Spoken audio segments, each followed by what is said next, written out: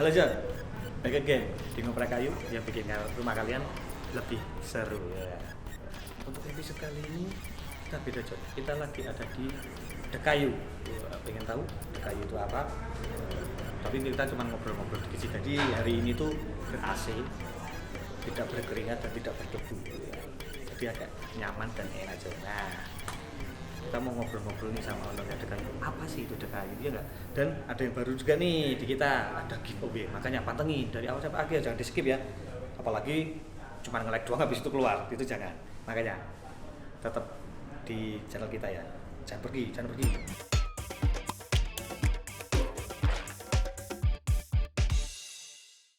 Halo John. Kita sekarang lagi ada di Dekayu yang menjual tentang kayak pernak-pernik kayu gitu. Dan untuk episode kali ini kita beda John, nggak seperti kemarin yang biasanya kita di workshop bikin apa.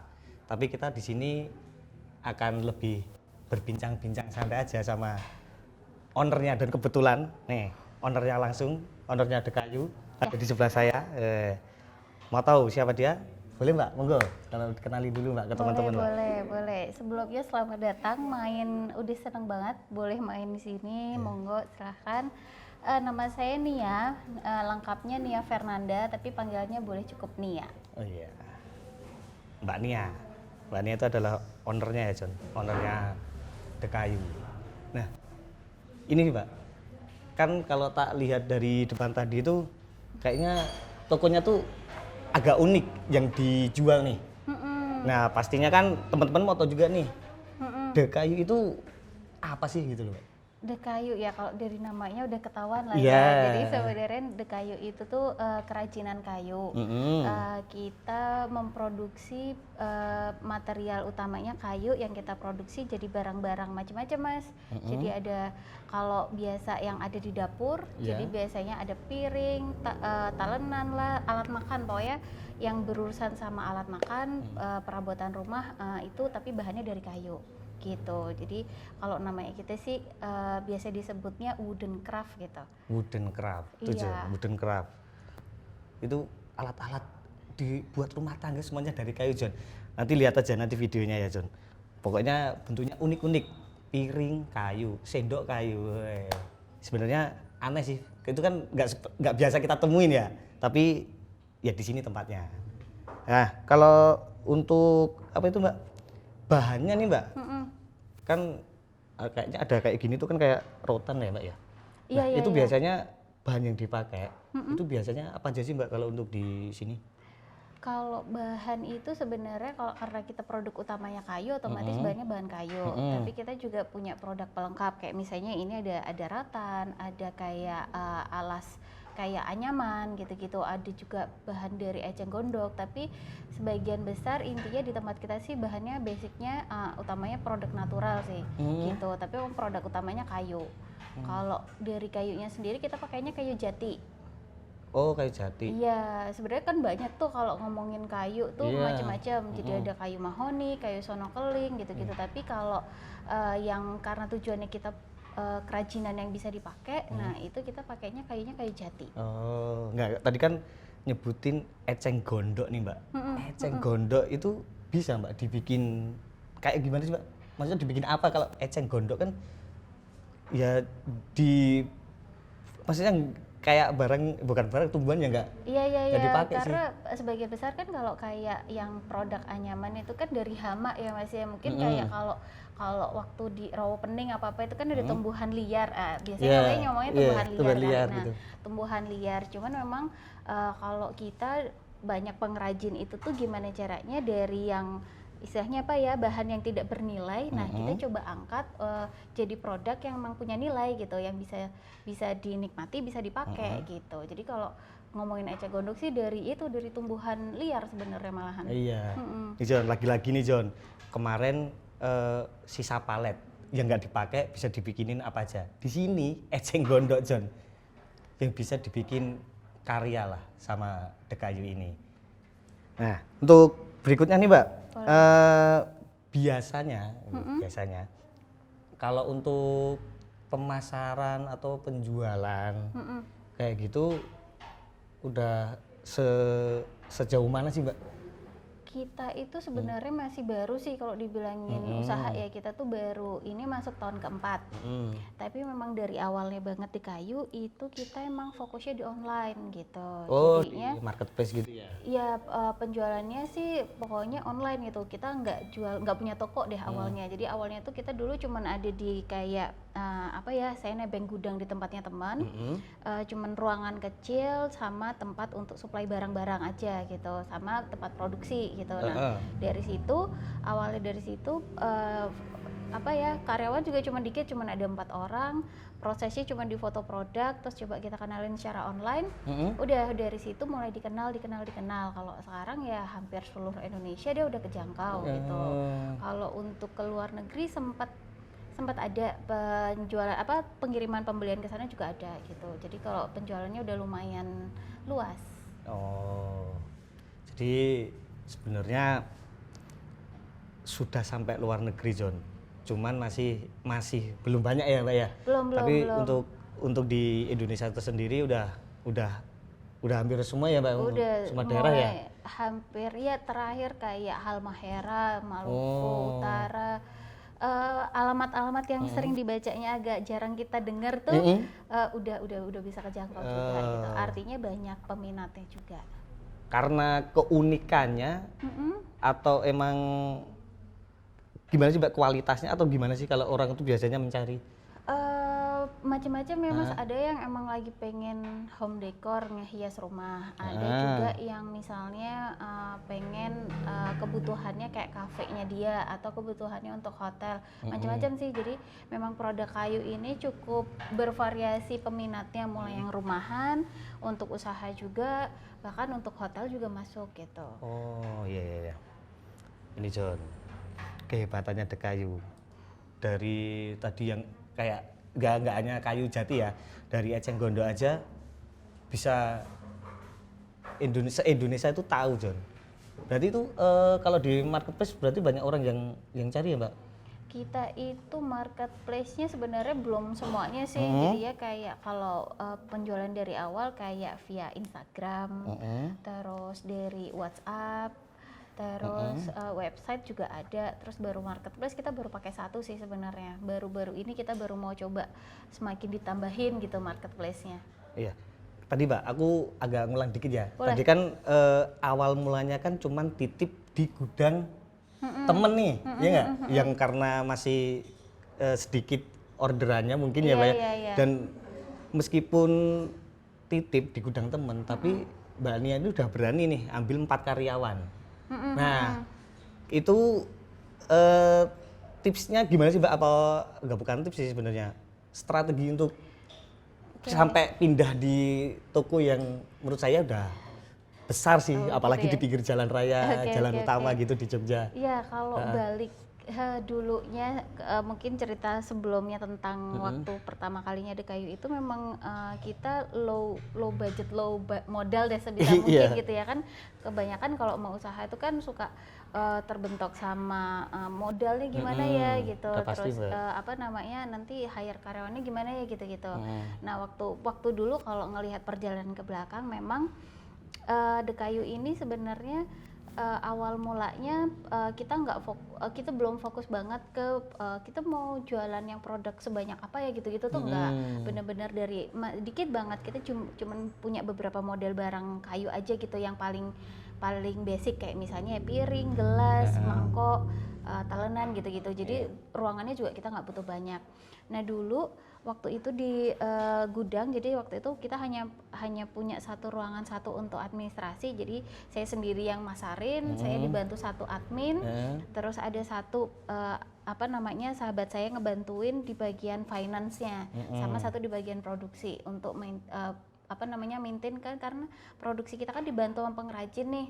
Jadi untuk untuk bantuin pengrajin tuh, untuk support bantuin kayak apa kebutuhan pengrajin ya, kalau bikin kayak gini nanti bisa apa enggak gitu-gitu. Jadinya satu fokus ke situ. Jadi kalau 4 orang tuh dulu komposisinya seperti itu gitu. Jadi kalau dibilangin awalnya hampir modalnya kayak itu minjem juga gitu. Maksudnya kayak kadang emang cuman butuh berani aja sih, berani bilang sama networking atau lingkungannya kita mana yang biar waktu mulai itu enggak tetap bisa ngelangkah deh, intinya kayak gitu. Oh ya. Berarti itu tadi John, kalau kalian menyimak semangatnya John, pokoknya jangan pernah menyerah. Kalau mau bikin usaha itu maju terus, pokoknya berjuang, nanti teman-temannya aja pasti membantu ya. Nah ini Mbak, tadi kan udah nyebutin ya Mbak, barang itu kayak piring, kayak apa tadi, sendok gitu kan. Nah itu kan dibantu oleh pengrajin juga nih. Nah berarti kan kayak gitu tuh gimana Mbak? Kan berarti ada tim produksinya sendiri kan Mbak yang bikin kayak gitu. Iya. Nah, biasanya order atau emang Mbak Nia aku pengen ngejual ini nih, bikin ini dong buat display, atau gimana sih Mbak? Iya, ada dua sisi. Jadi kalau dari pertamanya emang si pengrajin ini tuh sempet dulu pernah punya beberapa produk dari kayu juga, tapi biasanya mereka itu dulunya tahun 2015 ke belakang itu tuh biasanya diekspor. Jadi untuk nggak dikenalkan secara market Indonesia gitu. Jadinya mereka hanya produksi aja terus dilempar ke luar negeri atau untuk pasar ekspor. Kemudian waktu itu saya sama sama pengrajin lah ya, boleh nggak nih kalau misalnya barangnya kita bantu untuk kita jual, dikenalin juga di pasar lokal gitu. Terus akhirnya sama-sama kita create produknya dari yang misalnya dulu idenya satu jenis sendok aja kan turunannya jadi banyak. Ada sendok teh, ada sendok aduk, ada sendok apa-apa. Nah akhirnya dari situ kebutuhan yang ada di dalam rumah itu kita bikin dalam bentuknya kayu gitu. Oh, ada bedanya lagi nih John, selain tadi kita ngobrol santai, nggak berkeringat di workshop. Nah ini paling penting nih, ada giveaway John, ada giveaway. Tapi untuk pertanyaan dan syarat ketentuannya seperti apa, kalian harus simak sampai akhir ya, dari depan sampai akhir nanti, karena pertanyaannya ada di tengah-tengah atau di belakang atau bahkan di depan. Oke John?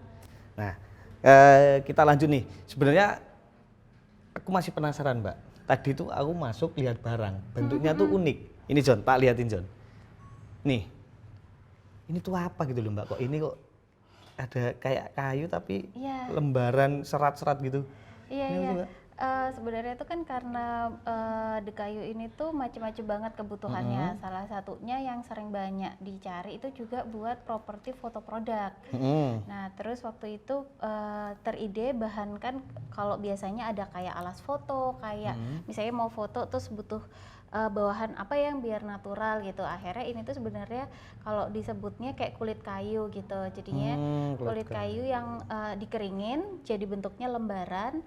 Nah itu biasanya nanti dipakainya buat itu alas foto gitu, atau ada juga yang pakai untuk placemat atau alas piring gitu. Oh ya, ini kalau bahasa kita taplak John. Ini taplak. Tapi dari kulit kayu John, ya gimana ya, kita saya sendiri aja sebenarnya jarang nemuin seperti ini. Dan ada juga nih John, produknya nggak hanya ini John. Nih, gelas. Gelas aja dari kayu. Nah, kalau kayak gini nih Mbak, untuk bahannya, ini dari pohon yang sama atau jenis pohon yang berbeda? Beda-beda sih, kalau beda-beda. Soalnya macam-macam ya jenis urat kayu, kan kayu itu uniknya ada di urat kayunya. Jadi karena memang kita nggak pakai pewarnaan, nggak pakai dicoklatin atau dimudain gitu. Jadi memang ini asli dari urat kayunya gitu. Kalau yang Mas pegang nih, ini pakainya kayu jati. Oh, kayu jati. Kayu jati. Ada juga John, jangan aja John. Nih, piring, sendok. Ini bener-bener apa ya, perlengkapan rumah tangga serba kayu lah. Makanya The Kayu ini bener-bener bukan fokus ya. Dia bener-bener apa ya, seni kayunya tingkat dewa. Ini udah tingkat dewa nih. Kenapa dia punya ide segila ini? Kayak gini aja dibikin karya, bisa dijual. Bahkan tadi sempat ke luar negeri juga sih. Nah, nih barang-barangnya kalau kalian pengen tahu. Tapi kan gini kayaknya ada kayak finishingnya gitu sih, Mbak? Iya, iya. Kita juga fokusnya karena emang tujuannya untuk barang yang dipakai sehari-hari, juga bersentuhan dengan makanan. Jadi memang finishingnya kita pakai yang food grade gitu. Jadinya food grade-nya kita pakai yang kan beda ya, kayak misalnya finishing kayu untuk mebel atau furniture, untuk meja, lemari gitu. Itu berbeda dengan yang kita pakai gitu. Oh, gitu. Kalau kita pakainya namanya biopolis. Jadi dia basic, atau banyak juga orang nyebutnya beeswax. Jadi dari lilin madu, basicnya dari lilin lebah. Oh, lilin lebah ya. Gitu. Sama biasanya orang kalau untuk perawatan diolesinya pakai VCO. Gitu. Itu John, nama-namanya John. Susah nama-namanya, tapi kalau kalian udah terbiasa dengar namanya ya mungkin ingat. Tapi untuk nama-nama tadi itu udah aman ya Mbak, untuk misalnya ini kan tadi benar kayak Mbak Nia bilang kan ini kan berkaitannya kan sama makanan. Nah, itu kita concern banget mulai dari proses produksinya sampai finishingnya itu tadi. Jadi ya kalau kita juga dibantu dari Dinas Kementerian Koperasi untuk maintain selama produksi itu beneran bahan yang kita pakai itu memang yang food grade. Jadi kita pakai yang memang direkomendasikan yang akan bersentuhan dengan makanan gitu. Oh iya, unik kan John. Nah, tak taruh dulu Mbak.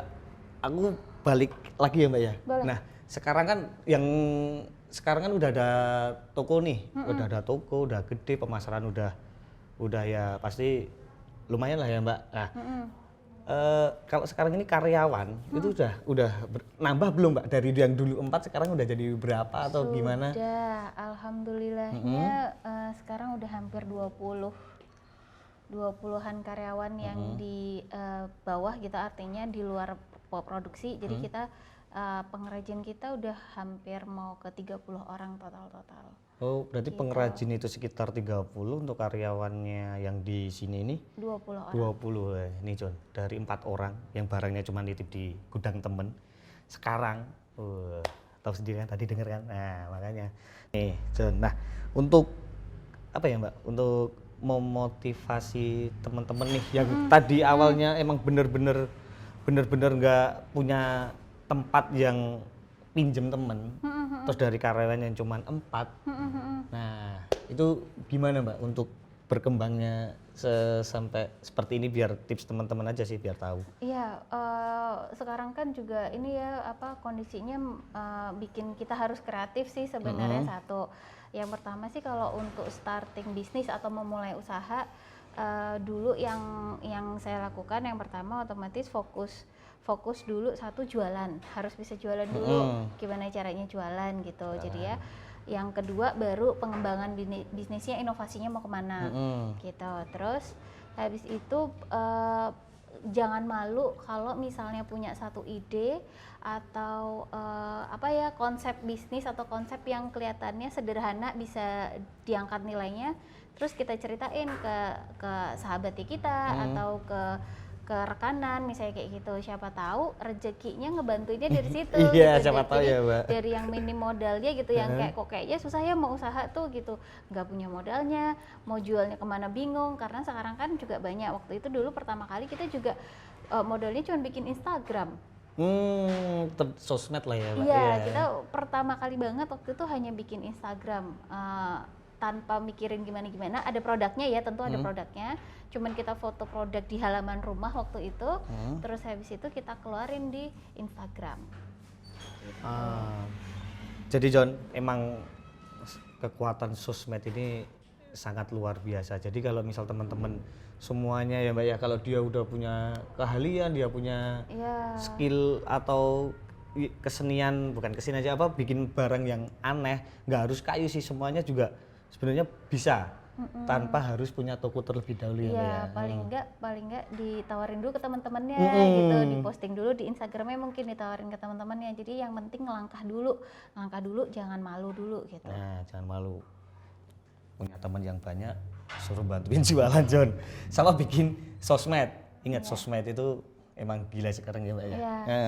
Nah, ini Mbak, sekarang kan kondisinya Mbak, ini kan lagi pandemi nih, ada COVID-19. Nah, untuk menyiasati pemasarannya biar tetap stabil dan nyuwun sewu nggih Mbak, maksudnya tidak ada pengurangan karyawan dan lain sebagainya. Itu gimana Mbak? Siapa tahu teman-teman emang menanti-nanti nih jawaban yang seperti ini. Nah, kayak gitu. Gimana Mbak?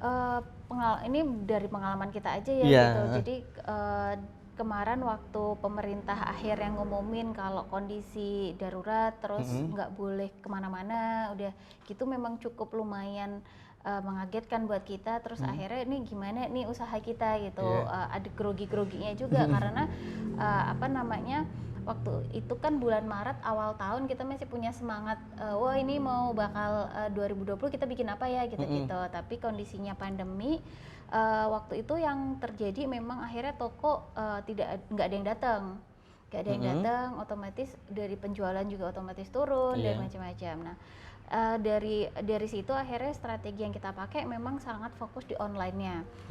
Terlepas dari awalnya memang kita sudah sangat emang disupport dari online ya, kemudian akhirnya kita juga daripada mikirin apa namanya kondisinya yang jadi mengeluh gitu, akhirnya kita fokus di strateginya di online, termasuk nambah marketplace.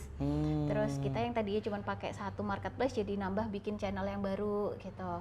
Terus kita juga bikin apa ya kayak semacam strategi yang apa kedekatan dengan customer. Jadi misalnya ngajakin bikin giveaway lah gitu-gitu, terus bikin promo, bikin apa ya kayak strategi yang memang kita kedekatan dengan customer kita tapi secara online gitu. Ini John, sebenarnya ada yang ingin aku tanyakan, sebenarnya personal, bukan dekayunya lagi tapi ke ownernya, ya enggak? Dulu basic pendidikannya Mbak Ning itu apa sih Mbak? Kalau pendidikan dulu tuh aku kuliahnya malah kimia. Kimia John, kayak enggak ini ya, kayak enggak nyambung ya? Iya, kok jauh banget ya? Kenapa bisa langsung di kerajinan kayu Mbak? Dulu sih sebenarnya waktu kuliahnya dulu saya kuliah sih ambilnya kimianya FMIPA lagi. Jadi saya dulu FMIPA kimia UGM gitu. Terus dari situ teman-teman sempat melamar kerja di cuman memang mungkin aku kurang apa ya kurang cocok gitu atau kurang serk kalau misalnya nanti pekerjaannya yang di dalam ruangan gitu. Terus kayaknya seru nih kalau misalnya explore. Jadi dulu memang zamannya masih Facebook, zamannya waktu teman-teman misalnya apa ya nge-lab gitu, aku tuh sukanya cari barang apa yang bisa dijual gitu, dari batik lah, dari apa aja deh, pernik-pernik gitu tuh coba aku jual, tapi dulu zamannya masih di Facebook.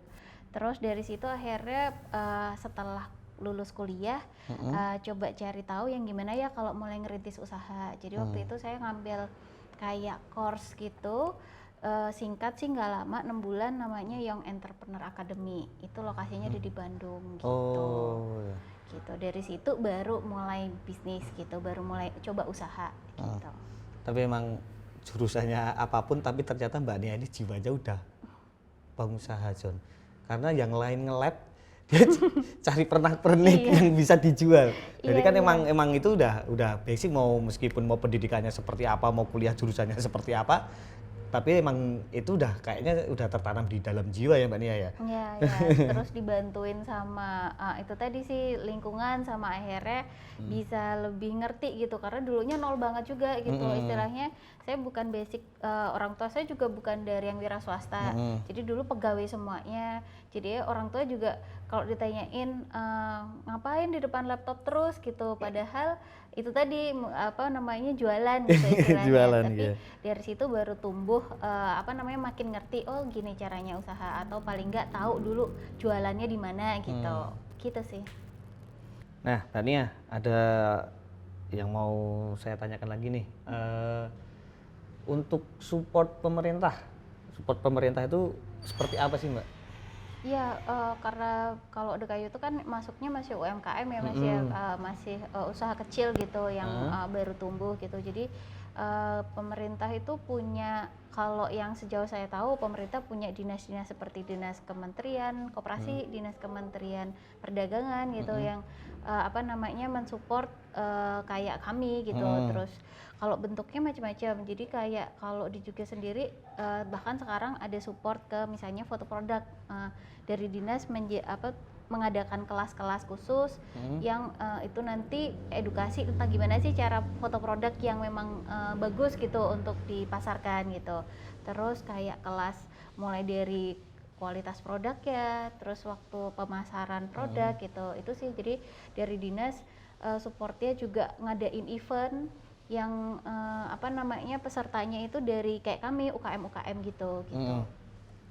Oh, berarti emang pemerintah itu sebenarnya tetap support lah ya Mbak ya untuk UMKM, karena DKAYU ini kan termasuk UMKM ya Mbak ya. Betul.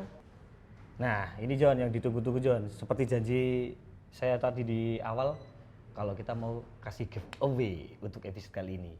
Giveaway-nya Mbak, giveaway-nya. Wah ini jatuh dari Mbak. Nah, kurang lebih seperti ini. Nanti untuk jawaban, untuk syarat dan ketentuannya ada di deskripsi. Kalau pertanyaannya langsung dari Mbak Nia, karena berkaitan sama DKAYU. Monggo Mbak untuk pertanyaannya. Yang gampang aja kali ya. ya. Yang gampang aja. Ini finishing apa yang kita pakai yang buat aman untuk produk kayu gitu. Bahan finishing apa yang kita pakai. Tadi udah sempat kita bahas sih. Ya, bener. Dingin-dingin John, diulang-ulang nggak masalah. Kalau udah lewat balik, kalau lewat dibalik. Itu tadi pertanyaannya. Oke John, nanti semuanya ada di deskripsi ya, jangan lupa dibaca. Nah, untuk terakhir nih Mbak, kalau ini kan tadi kan mungkin hampir terakhir, kalau ini benar-benar terakhir nih. Oke. Untuk ide gila apa atau resolusi seperti apa untuk DKAYU setelah pandemi ini selesai? Oke, waduh menarik ini. Aku bocorinnya dikit aja kali ya, karena kalau rencananya cukup banyak. Satu yang masih pengen banget kita kejar juga karena terhalang di apa namanya pandemi ini, sebenarnya kita pengen bikin apa ya kayak artinya sebenarnya satu sih kita pengen lebih bermanfaat buat banyak masyarakat gitu. Jadi mungkin nanti DKAYU akan bikin satu proyek sosial yang juga support ke pengrajin, juga support ke semua yang apa ya berhubungan dengan DKAYU. Harapannya sih nanti lebih bisa bermanfaat gitu. Proyek sosial aja, clue-nya proyek sosial aja. Clue-nya proyek sosial John. Ini juga untuk teman-teman juga mungkin pasti mereka juga punya resolusi seperti apa setelah pandemi, karena terus terang semua pasti terdampak tuh Mbak. Iya. Selain bikin tentu inovasi produk udah pasti ya, inovasi produk harapannya sih nanti pasti kita keluarin juga produk-produk yang makin variatif, makin bisa dipakai nggak cuman dari di dapur aja, mungkin nanti kita bikin stationery dari kayu, kita bikin alat-alat yang tempat di meja kerja dari kayu, mungkin kayak gitu. Terus dari kita pengen dekat sama customer-nya kita juga. Terus yang lain juga itu tadi pengen lebih bermanfaat buat masyarakat secara luas. Gitu. Bermanfaat untuk masyarakat. Nah, untuk episode kali ini kan kita udah selesai nih John. Yang jelas kalau kalian ingin berusaha itu tetap semangat, pasti tetap berjuang dan jangan malu ya Mbak ya. Ya, pokoknya itu kuncinya. Tadi udah dijelasin juga sama Mbak Nia. Dan jangan lupa subscribe, like dan komen di channel Ngoprek Kayu dan IG dan Facebooknya nanti ada di sini, dan juga nanti jangan lupa follow IG-nya DKAYU, iya Mbak, DKAYU nanti juga ada di sini ya.